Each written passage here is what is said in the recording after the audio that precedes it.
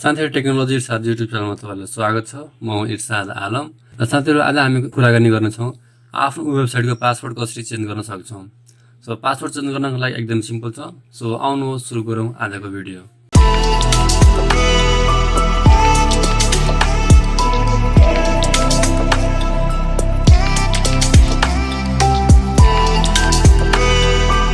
फर्स्टमा तपाईले आफ्नो क्रोम ब्राउजरलाई ओपन गर्नुस् र ब्राउजरलाई ओपन गरिसकेपछि सिम्पली तपाईले अब आफ्नो वेबसाइटमा लगइन गर्नु होला। र लगइन गर्नको लागि सिम्पली तपाई हेर्न सक्नुहुन्छ वर्डप्रेसमा जस्ट मैले तपाईलाई सिकाउनको लागि युजर नेम पनि एडमिन र पासवर्ड पनि एडमिन राखेको थिएँ। बट अब हामीले आफ्नो वेबसाइटलाई अझ सेक्युर बनाउनको लागि हामीले अब आफ्नो वेबसाइटको पासवर्ड चाहिँ चेन्ज गर्नुपर्छ। र तपाईले वेबसाइटको पासवर्ड चेन्ज गरिराख्नु भयो भने तपाईको वेबसाइट चाहिँ सेक्युर हुन्छ। र पासवर्ड कसरी राख्ने अब हामी सिक्ने छौं। सो फर्स्टमा तपाईले यहाँ रिमेम्बर मी गरेर तपाईले यहाँ लगइन गरिदिनुस्। यो लगइन हुन्छ र लगइन भइसकेपछि साथीहरु तपाईले हेर्न सक्नुहुन्छ तपाईको यहाँ चाहिँ ड्यासबोर्ड आएको छ। म यसलाई क्लोज गर्छु र पासवर्ड चेन्ज गर्नको लागि सिम्पली तपाई यहाँ आउनुस् युजरमा देन प्रोफाइल। ओके प्रोफाइलमा आइसकेपछि तपाईले यो कलरको थीमहरु पनि चेन्ज गर्न सक्नुहुन्छ। जस्तै यहाँ अहिले नीलो देखाइरहेछ तपाईले यसलाई लाइट पनि गर्न सक्नुहुन्छ। यहाँ हेर्न सक्नुहुन्छ लाइट पनि चेन्ज हुन्छ। मोडर्न राख्न चाहनुहुन्छ भने मोडर्न पनि मिल्छ। तपाईले कस्तो मन पर्छ तपाईले यसरी राख्न सक्नुहुन्छ। Sunrise whatever you want copy but अहिले लाइक डिफल्ट नै गरेर छोडिदिन्छु। र अहिले हामीले के गर्छौं भन्दाखेरि अब चाहिँ हामीले आफ्नो पासवर्ड चेन्ज गर्छौं।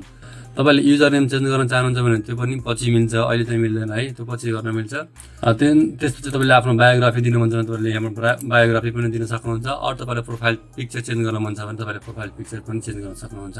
देन तपाईले पासवर्ड चेन्ज गर्नको लागि तपाई हेर्न सक्नुहुन्छ यहाँ चाहिँ एउटा अकाउन्ट म्यानेजमेन्ट छ। तपाईले अकाउन्ट म्यानेजमेन्टमा आएर सेट न्यू पासवर्डमा क्लिक गर्नुभयो भने यसले चाहिँ अटोमेटिक चाहिँ यहाँ पासवर्ड जेनेरेट गरिदिन्छ। ओके तपाईले यसलाई क्यान्सल गरेर फेरि सेट न्यू पासवर्ड गर्नुभयो भने फेरि एउटा नयाँ पासवर्ड चाहिँ जेनेरेट गरिदिन्छ। हेर्न सक्नुहुन्छ यहाँ। इफ तपाईलाई लाग्छ मलाई यो पासवर्ड चाहिँ अलिकति अनकम्फर्टेबल छ, म यसलाई कन्ठ पार्न सक्दिनँ भनेर सम्झिन सक्दिनँ भनेर तपाईले आफ्नो पनि पासवर्ड राख्न सक्नुहुन्छ। जस्ट यहाँ क्लिक गर्नुस्। ओके र तपाईले कस्तो पासवर्ड राख्न चाहनुहुन्छ तपाईले यहाँ इजिली दिन सक्नुहुन्छ। ओके तपाईलाई जस्तो मन लाग्छ त्यस्तो पासवर्ड चाहिँ लङ सर्ट कस्तो पासवर्ड मन पर्छ तपाईले यहाँ दिन सक्नुहुन्छ। सिम्पली यसलाई चाहिँ कन्ट्रोल C ले कपी गर्नुस्।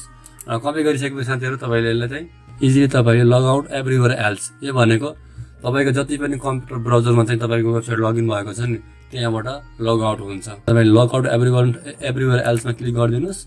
ओके यहाँ हेर्न सक्नुहुन्छ you are now log out from everywhere else. तपाई अहिले चाहिँ सबै वेबसाइटबाट लग आउट भइसक्नुहुन्छ। सिम्पली तपाईले यो पर्सनल कम्प्युटरमा तपाईको मात्र लगइन छ। र पासवर्डलाई अपडेट गर्नको लागि सिम्पली यहाँ अपडेट प्रोफाइलमा क्लिक गरिदिनुस्। यति गर्नुभयो भने तपाईको चाहिँ पासवर्ड चेन्ज भइसकेको छ। र पासवर्ड चेन्ज भइसकेपछि तपाईले चेक गर्नको लागि सिम्पली अब के गर्न सक्नुहुन्छ भन्दाखेरि सिम्पली आफ्नो वेबसाइटमा आउनुस् भिजिट साइट र यहाँबाट म लग आउट गरिदिन्छु। लग आउट भइसकेपछि हेर्न सक्नुहुन्छ अघि युजर नेम पनि एडमिन थियो र पासवर्ड पनि एडमिन थियो। बट अहिले हामीले यो क्लिक गर्यो भने चाहिँ लगइन हुँदैन। किन भन्दाखेरि हामीले चाहिँ पासवर्ड चेन्ज गरिसकेको छौं। र अघि जुन पासवर्डलाई हामीले अपडेट गरेर कपी गरेको थियौं त्यो पासवर्डलाई सिम्पली यहाँ आएर कन्ट्रोल B ले पेस्ट गरिदिनुस्। यति गरिदिनु भयो भने तपाईको वेबसाइटमा चाहिँ लगइन फेरि हुन्छ।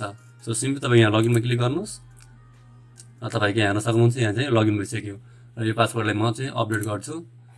यसरी तपाईले आफ्नो वेबसाइटको पासवर्डलाई चेन्ज गरी आफ्नो वेबसाइटलाई सेक्युर बनाउन सक्नुहुन्छ। ओके भिडियो मन परेछ भने भिडियोलाई लाइक गर्नुस्। च्यानलमा नयाँ हुनुहुन्छ भने च्यानललाई सब्स्क्राइब गर्नु होला। Thank you.